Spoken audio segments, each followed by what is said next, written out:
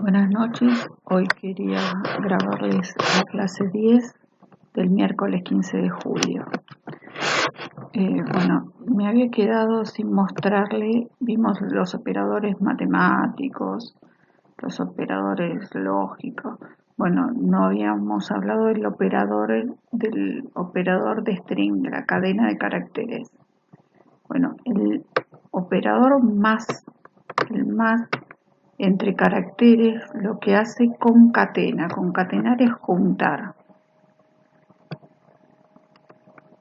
Por ejemplo, esta cadena que está acá, esto está concatenando esta cadena de caracteres con un número. Si yo concateno el carácter A con el carácter B, esto me va a devolver a B. Hasta ahí no hay ningún secreto. También puedo concatenar un carácter y un número y JavaScript me lo permite. Concatenar, juntar cadena de caracteres o números me permite. Bueno, eso me había quedado. Bueno, habíamos visto dentro de los comandos repetitivos el for y el while. El for tradicional, el que tiene todos los lenguajes, el antiguo y el while. Bueno, hoy vamos a ver dos for un poco más modernos. El for tradicional era, define una variable i, por ejemplo, que la voy a usar para índice, y digo i en qué valor empieza, 2 puntos, hasta qué valor llega i y cómo lo incremento. Entonces, en este caso es for i desde 0 hasta que i sea menor a la longitud del array, y ahí le incremento en 1 cada vez que pasa por acá. Y lo que hago es mostrar el contenido del array 2 en la posición i.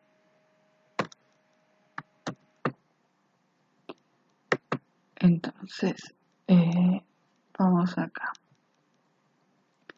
Creo un vector y lo muestro por pantalla.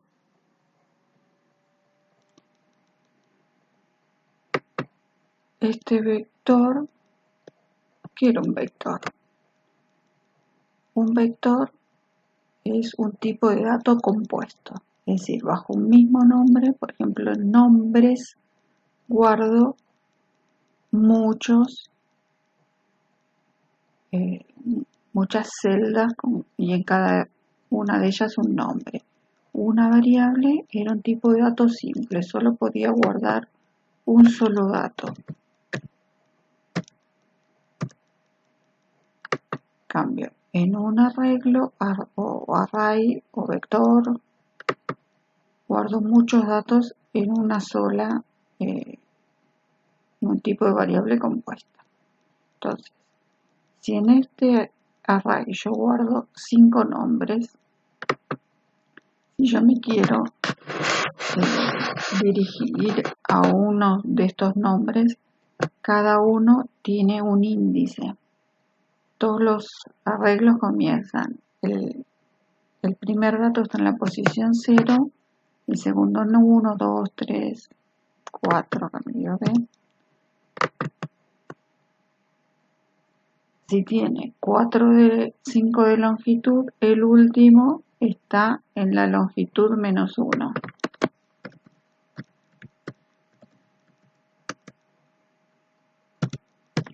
¿Sí? 5 menos 4. 5 menos 1, 4, cualquier cosa. 5 menos 1 igual a 4.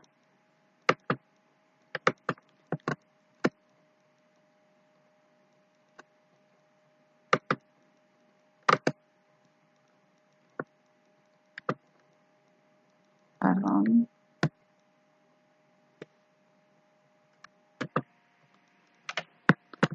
Bueno, acá tenemos un vector, vamos a cambiarle el nombre al vector. ¿Cómo lo recorríamos? Utilizamos una variable y que iba a empezar en 0, así que y la primera vez va a estar en esta posición, la posición 0.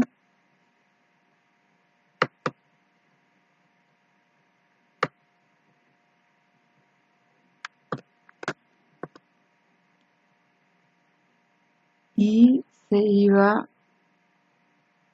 a ser incrementado de a 1 hasta que llegue a la longitud del array nombres, mientras i sea menor a la longitud del arreglo. Si el arreglo tenía 5 de longitud, iba a llegar hasta la 4. Entonces podríamos hacer una tabla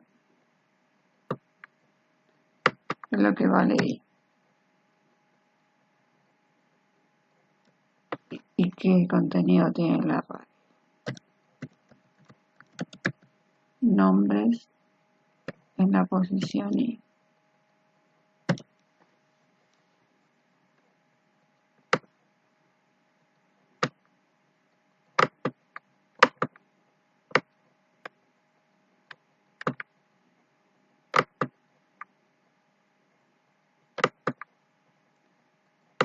Entonces, cuando i vale 0,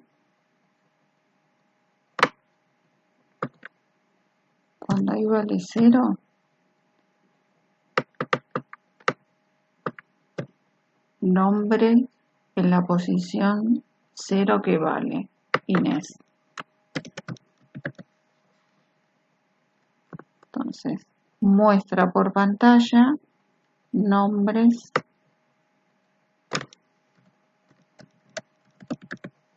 en la posición i. Así que va a mostrar Inés. Después llega al final del for.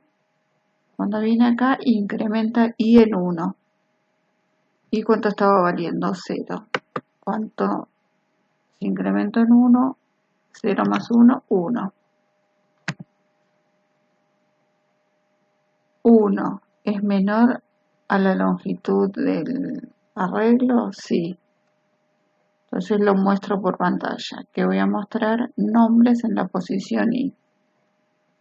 Nombres en la posición 1 es Yesenia.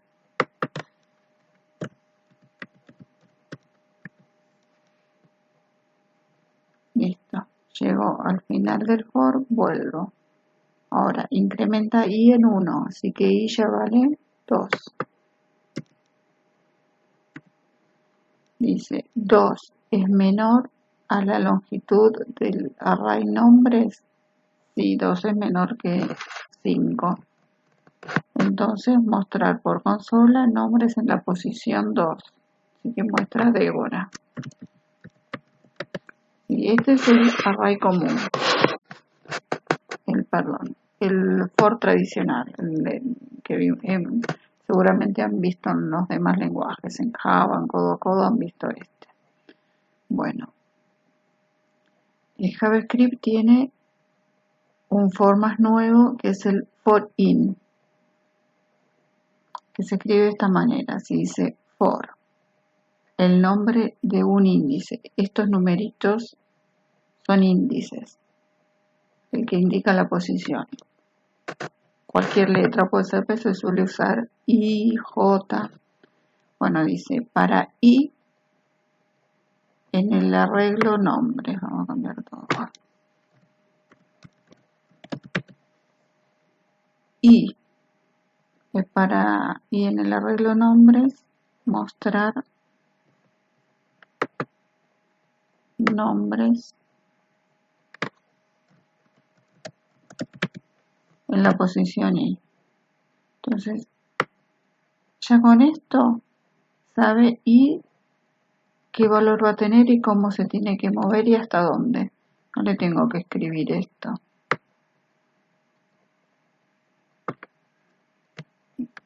sí puedo definirlo. Var.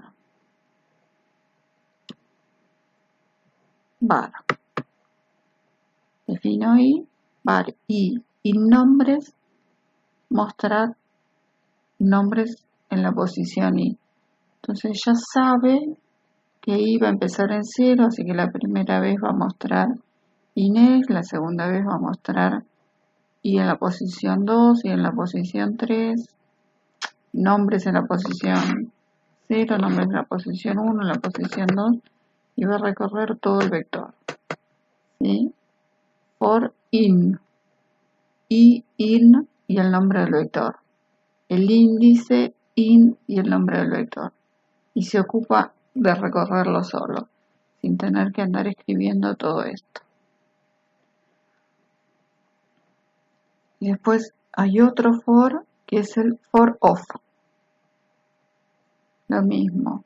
Acá en vez de definir un índice, defino un elemento. Un elemento de tipo del contenido del arreglo.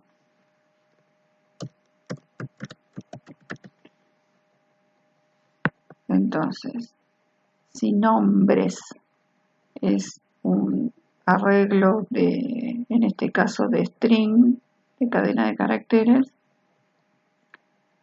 element va a tomar este tipo de dato, string de caracteres. Entonces acá directamente element va a tomar el elemento del arreglo. Pueden poner cualquier nombre acá, pero yo busco el ejemplo, tiene element para referirse al elemento del arreglo. Entonces dice mostrar element directamente. Y ahí va a mostrar Inés, Yesenia, Débora, Claudia, Mercedes, directamente. Dice, para todos los elementos de nombres, mostrar los elementos. Y lo muestra. La clase que viene vamos a seguir viendo tipos de for. Bueno, y ahora tenemos las funciones. Las funciones, como siempre digo, los programadores somos vagos, en venezolano sería flojos. Como los programadores somos flojos y no queremos trabajar de más, cuando nos damos cuenta que estamos haciendo un trabajo demasiadas veces, algo está fallando, algo está mal definido. Ahí nos damos cuenta que tenemos que definir una función. Las funciones sirven para no repetir muchas veces el mismo código. Por ejemplo,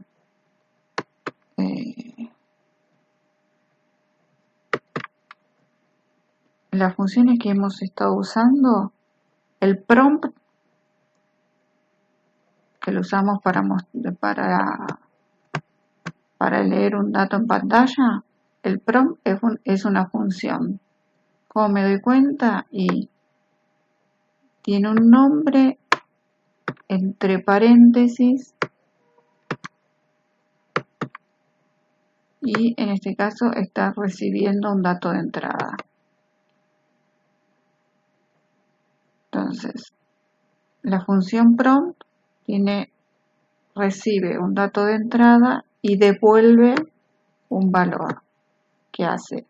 Lee por pantalla, lo que lea por pantalla lo va a devolver en la variable num. Y acá recibe el cartel que quiere que me muestre en la pantalla. Estas son funciones que ya existen. El alert también es una función que hace. Es la que me muestra un cartel. Yo le tengo que poner entre comillas qué string quiero que me muestre por pantalla y me lo muestra. Bueno, Entonces, alert es una función, prompt es una función. Hay muchísimas otras, por ejemplo, parse float convierte a flotante. Flotante es un tipo decimal un tipo numérico con decimales. Número flotante. Un string lo convierte a número flotante. El parseInt convierte un string a un número entero. Estas son funciones. Bueno, nosotros podemos definir nuestras propias funciones.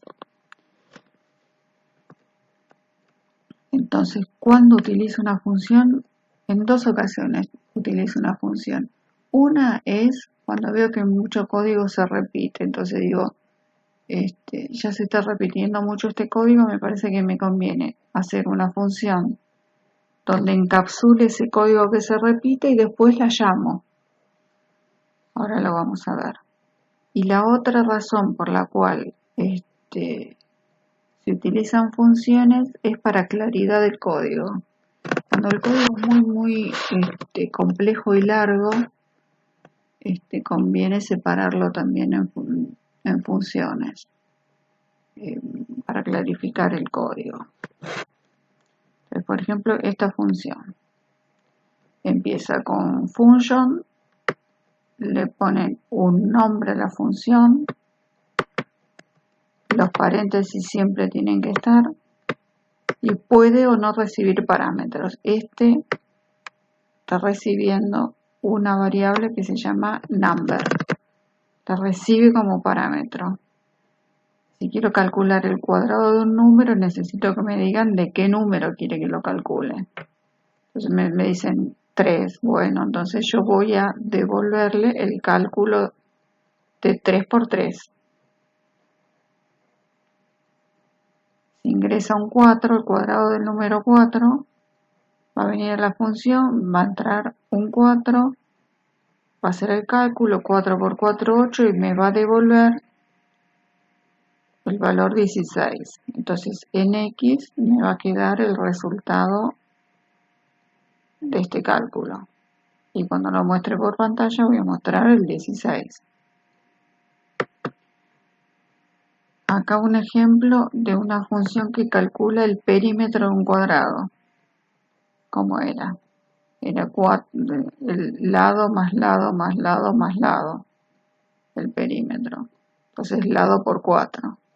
Bueno, entonces escribo function, el nombre de la función. Siempre tiene que ver con lo que hace. Recibo como parámetro, el lado del cuadrado, hago el cálculo y lo retorno, lo devuelvo. Una función que calcule la superficie de un cuadrado, ¿y cómo sería? Lado por lado.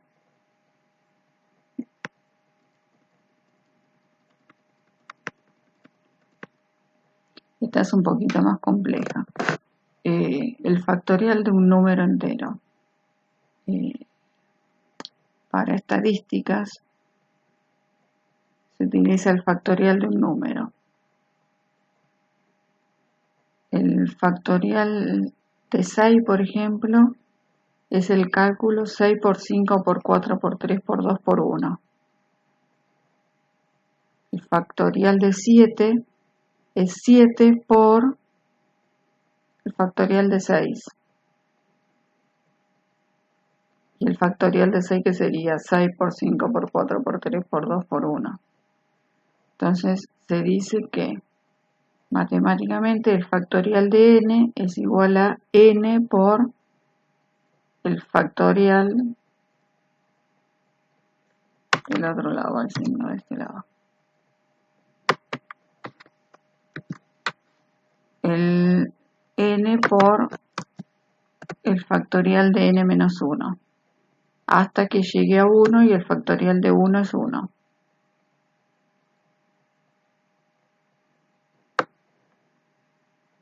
Entonces Vamos a intentar calcular esa función.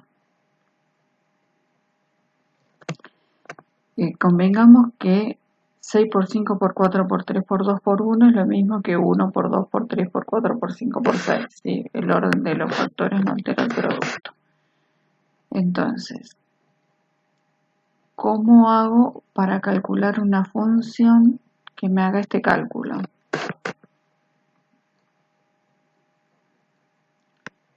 Acá me estoy dando cuenta que voy a repetir muchas veces un producto. ¿Qué comando utilizaba para repetir muchas veces un cálculo y sabía cuántas veces voy a hacer ese cálculo? Si voy a calcular el factorial de 6, voy a hacer 6 productos. Si voy a calcular el factorial de 7, voy a hacer 7 productos, 7 cálculos. Entonces, el comando que usaba para saber si ya sabía de antemano la cantidad de repeticiones que tenía que hacer era el for. Entonces, empiezo a hacer el cálculo. ¿Qué valor es el que la primera vez toma el valor 1, después toma el valor 2, después 3, 4, 5 hasta el 6? El i. ¿Se acuerdan qué hacemos? Lo inicializamos en un valor, decimos hasta qué valor tiene que llegar y en cuánto lo tienen que incrementar. Entonces, no nos conviene comenzar con el i en 0, porque cuando empiece a calcular va a ser 0 por tal número, 0, y nunca voy a poder calcular el factorial. Entonces, defino una variable en 1 también, por el mismo motivo, porque si empieza en 0, cuando vaya multiplicando se me va a hacer 0. En cambio, si empieza en 1 y lo multiplico, no me modifica el total. En FAC, lo que voy a hacer es ir guardando el factorial por i. Entonces, cuando i valga 1, me va a ser 1 por 1, 1. Me lo guarda acá. Viene, ahora i vale 2. Entonces, 1 por 2, 2. En FAC tengo guardado el 2. Viene acá. 2 lo incrementa en 1, 3. 3 es menor que el n que había entrado, que era un 6, sí. 3 por 2, viene acá y lo calcula. Es menor, sí, incrementa en 1. Por 4, después por 5, después por 6. Y todo lo guardo en esta variable. Cuando sale del for, retorna FAC, el contenido de la variable FAC. Entonces, cuando yo quiero mostrar por pantalla el factorial de 8 y pongo, llamo la función y paso un parámetro, este parámetro, cuando ingrese acá, si ingresa un 6, hará el cálculo que hicimos recién. Si ingresa un 8, va a hacer el cálculo desde i hasta 8, desde 1 hasta 8, me va a multiplicar 8 veces. Si pongo 2 millones, me va a hacer el cálculo desde 1 hasta 2 millones. Y me va a devolver el factorial.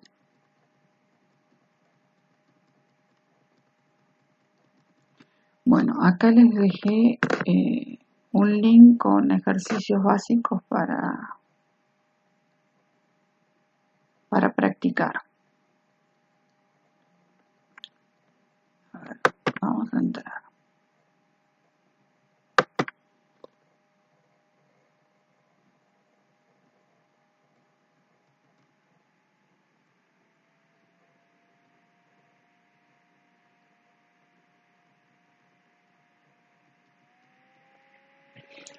Pedir la edad de una persona.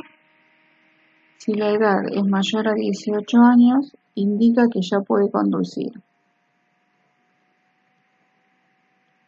Entonces acá pide la edad de una persona. Si es mayor a 18, ¿qué comando teníamos para hacer preguntas? Para preguntar si era mayor, si era menor. El comando que teníamos era el if. Entonces, ¿cómo podemos resolver esto? Primero tenemos que leer una edad. ¿Cómo leíamos una edad? Lo leíamos con el prompt.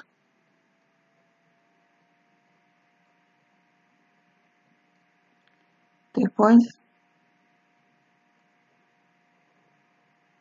calculábamos si esa edad es mayor a 18 años,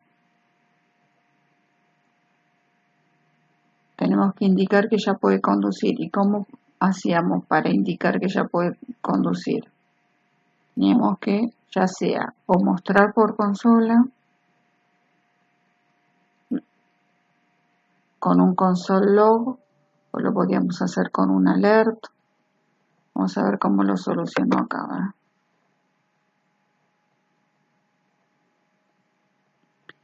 En una variable, define una variable edad y le asigna lo que lee por pantalla.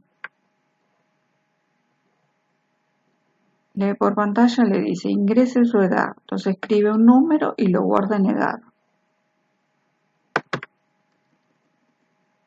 Con el if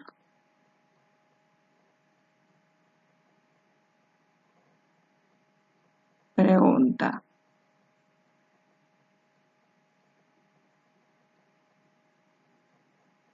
Esto no sé por qué lo hace.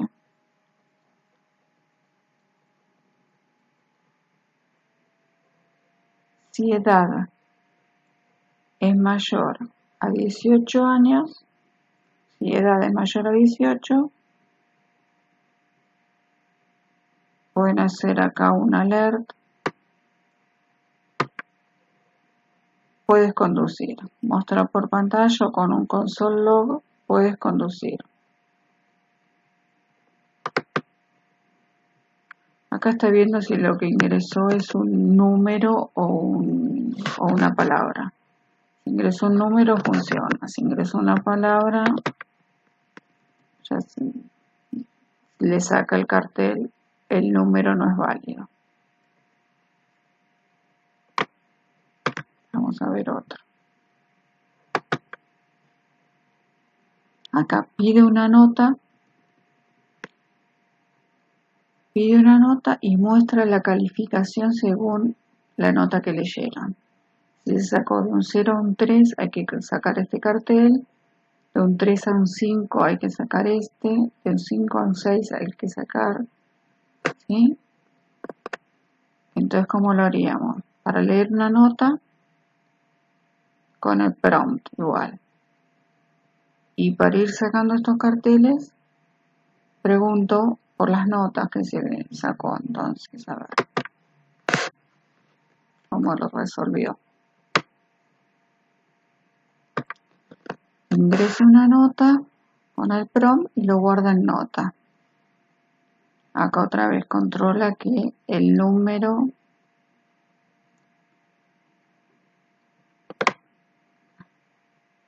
number, ¿esto qué es? ¿Qué es number de nota? Number es una función que pasa la nota a un numérico. Y ahí pregunta, si la nota pasada a numérico es igual a la nota, quiere decir que nota era numérico. Entonces, si la nota es numérico, pregunta, si nota es mayor a 0 y menor a 10, menor o igual a 10, sigue preguntando. Si nota hubiera ingresado un 11, ¿qué pasaba? Le tengo, saldría por acá, ¿vale? Si se hubiera sacado si hubiera ingresado más de un 10, le tengo que sacar un cartel, nota errónea. Vuelvo para arriba. Si la nota es mayor a 0 y menor o igual a 10, es decir, que cargo bien la nota, empiezo a preguntar. Si la nota es menor que 3, saco un cartel que diga muy deficiente. Si no, si la nota es menor a 5, ya sé que no es menor a 3, así que no tengo que volver a preguntar. Si la nota es menor a 5, saco el cartel insuficiente. Si no, acá pregunto. Si la nota es menor a 6, saco suficiente. Si no, si la nota es menor a 7, saco bien. Si no, sacan, hace todos los carteles y termina. Y si no era numérico, que era acá arriba, espera. Si la nota era numérico, hacía todo esto.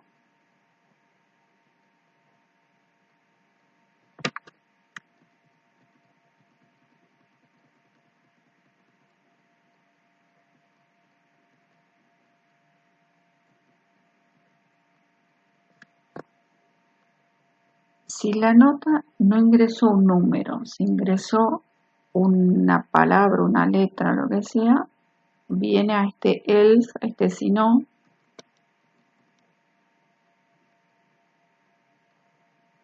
y saca el cartel número inválido.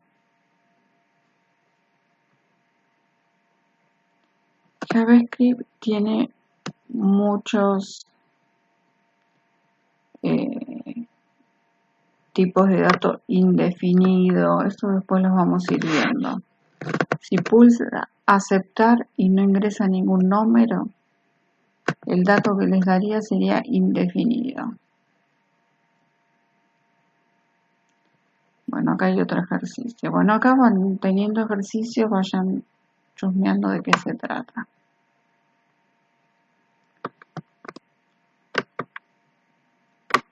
Y después vamos a probar esto por pantalla.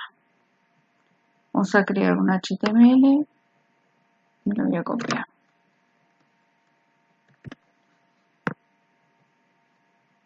A ver, un HTML.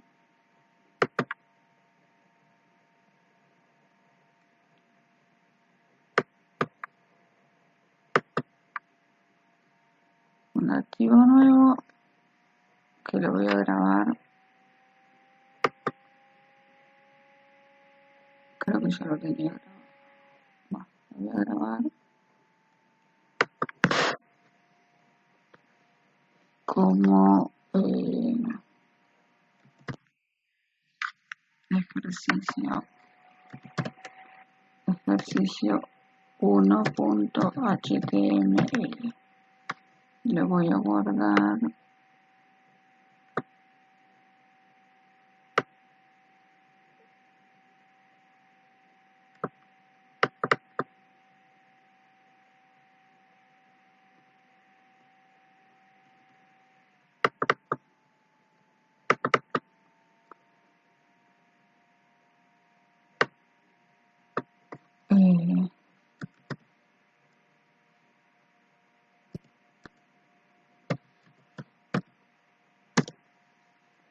Bueno.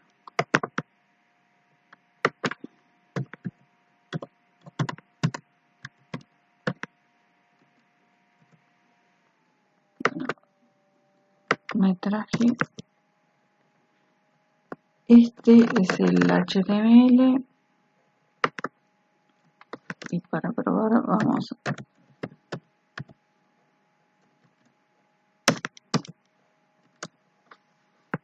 en la etiqueta script, vamos a copiar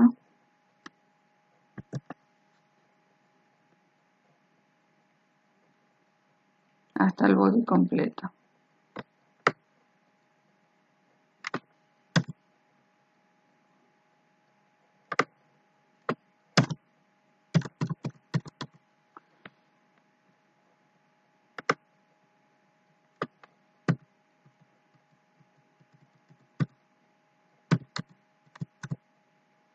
Bueno, ahí. un div con el ID cuerpo en el body y cierra el div.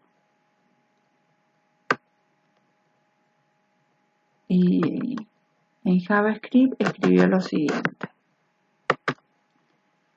definió cad un string vacío. En array1 guardó un vector con los nombres de Germán, Inés, Sebastián y Axel.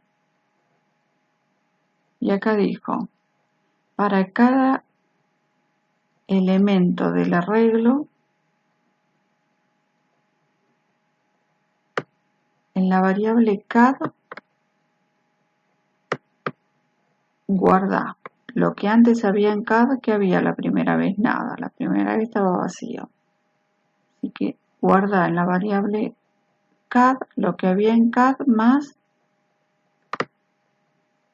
una etiqueta p y element. Element, ¿qué va a contener la primera vez? Va a contener a Germán. Entonces en cad me queda párrafo p, Germán, cierre de la etiqueta p. Viene acá.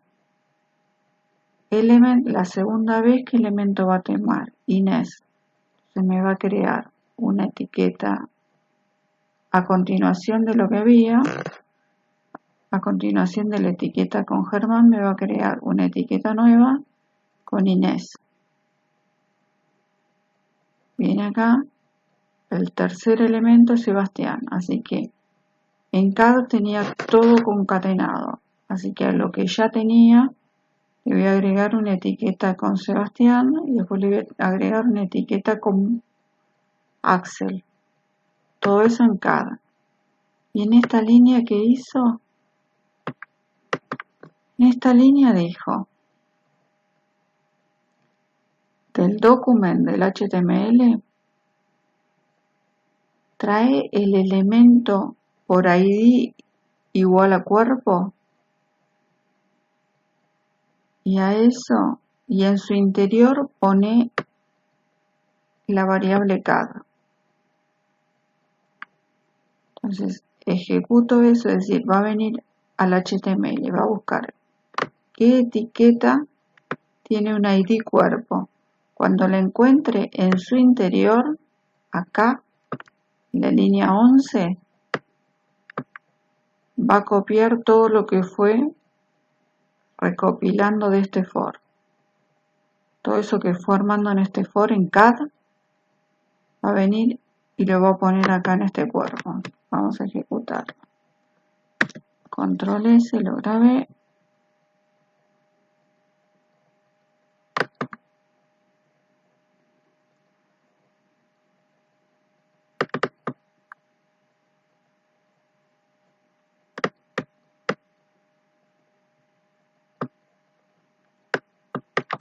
Cursor, clase 10, ejercicio 1. Fíjense que me hizo botón derecho, inspeccionar. En el div me generó un párrafo con Germán, un párrafo con Inés, un párrafo con Sebastián y un párrafo con Axel. Así que este método puede estar bueno para mostrar las soluciones de los ejercicios que tienen que hacer para el trabajo práctico. En vez de generar párrafos, podrían generar una tabla. Y hasta le podrían dar estilo con Bootstrap a la tabla. Bueno, de ahora en más vamos a trabajar de esta forma. Vamos a crear páginas dinámicamente. No es que las vamos a escribir de forma estática como hicimos hasta ahora.